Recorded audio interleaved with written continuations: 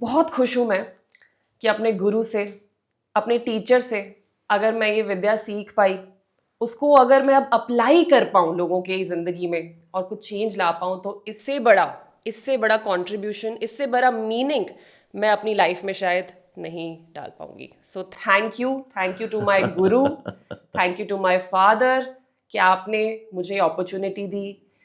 मेरा तो यही राजयोग है. हमने न्यूमरोलॉजी में राजयोग की बात करते हैं, बट मेरा यही राजयोग है कि श्री अरविंद सूद मेरे फादर हैं और मैं आपसे ये विद्या सीख पाई. अचानक मेरे मन में एक थॉट आया कि जब मैं अपने टीचर से जब सीखता था न्यूमरोलॉजी, गुरु से अपने सीखता था, बहुत टीचर से मैंने सीखा है, तो वो एक बात कहते थे मेरे को एक बात कहते थे, आप अपनी मर्जी से डॉक्टर बन सकते हैं, इंजीनियर बन सकते हैं, लॉयर बन सकते हैं, सीए बन सकते हैं, कुछ भी चूज कर सकते हैं, बट ये एक ऐसा फील्ड है ऑकल्ट का जिसको आप नहीं चूज करते, आप चूज कर ही नहीं सकते, because this is a divine science, you can not choose it, this is the divine science who chooses you, ये आपको चूज करती है, आप इसको चूज नहीं कर सकते. तो आज मुझे वो बात अचानक इसलिए याद आ गई क्योंकि तुम अच्छी बड़ी अपने प्रोफेशन में चली रही हो, है ना, इतने सालों से तुम इंजीनियर हो, तुमने अपनी पढ़ाई लिखाई अच्छी करी है, और हमने शायद ऐसा कभी काफी साल पहले तक ऐसा सोचा नहीं था कि ऐसा वो दिन आएगा जब तुम इस प्रोफेशन को ज्वाइन करोगी. प्लान नहीं किया था हमने. तो मुझे आज अपने टीचर की, अपने गुरु की वो बात याद आ रही है, it is not you who chooses the occult sciences, it is the occult sciences which chooses you. तो मुझे लगता है कि शायद आज वो बात सही साबित हो रही है कि तुमने कभी ऐसा प्लान नहीं किया था और वो तुम्हें चूज कर रही है. तो मैं सबसे पहले ये चाहता हूँ, हालांकि मुझे तो सब पता ही है, पर मैं चाहता हूँ कि आज हमारे जितने भी व्यूअर्स हैं जिनकी वजह से आज हम इस मुकाम तक पहुंचे हैं, बिल्कुल, तो आप छोटी सी अपने एक इंट्रोडक्शन दीजिए और उनको ये बताइए कि आप कैसे अचानक एक जमा जमाया प्रोफेशन, एक होनहार बच्चा जो हमेशा टॉप पे रहा अपने स्कूल में, कॉलेजेस में, एक अच्छा इंजीनियर है, तो मेरे व्यूअर्स ये जानना चाहते हैं कि तुम्हें क्यों लगा कि मैं इस प्रोफेशन को ज्वाइन करूं. मुझे तो पता है, बट मैं चाहता हूं कि मेरे व्यूअर्स को एक बार आप अपना एक जर्नी, अपना इंट्रोडक्शन जरूर दीजिए. बिल्कुल आपका हुक्म सर आंखों पर. मैं जरूर अपना इंट्रोडक्शन दूंगी और बताऊंगी अपनी जर्नी के बारे में. तो जैसे कि आपने कहा, राइट, मैं बचपन से ही वो एक typical Indian house hold kid रही हूँ जो बहुत ही पढ़ाई लिखाई में अव्वल आना, फर्स्ट आना क्लास के अंदर, स्कूल में फर्स्ट आना, को करिकुलर एक्टिविटीज की बात हो, चाहे स्पोर्ट्स हो, चाहे स्टेज पे खड़े होने की बात हो, चाहे आर्ट एंड क्राफ्ट हो, always I use to be like in top of the cream in the class.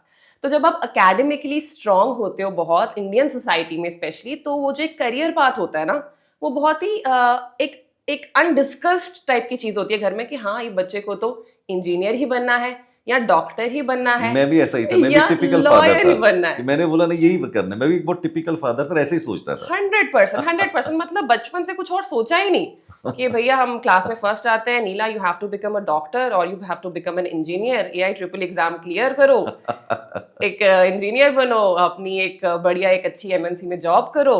ये बहुत ही लाइक एक फिक्स सा बात था because of the kind of background and I had. I think जैसा कि आपने बोला, ये बिल्कुल भी प्लान्ड नहीं था, ये बिल्कुल भी प्लान नहीं था. करेक्ट. बट ये सब तो चलता रहा बचपन से ही कि यार क्लास में अव्वल आना एंड ऑल दैट. बट मैंने हमेशा आपको देखा है, एक ही घर में रहते हैं तो देखा है, ऑब्जर्व करिए चीजें. तो ये जो न्यूमरोलॉजी का कीड़ा था, ये कहीं ना कहीं मेरे जहन में, मेरे दिमाग में, मेरी आत्मा पे टिक टिक टिक टिक हथौड़ा मारता ही जा रहा था, मारता ही जा रहा था. जो चीजें मैंने होती हुई देखी, उसको इग्नोर करना एक पॉइंट पे इम्पॉसिबल हो गया मेरे लिए.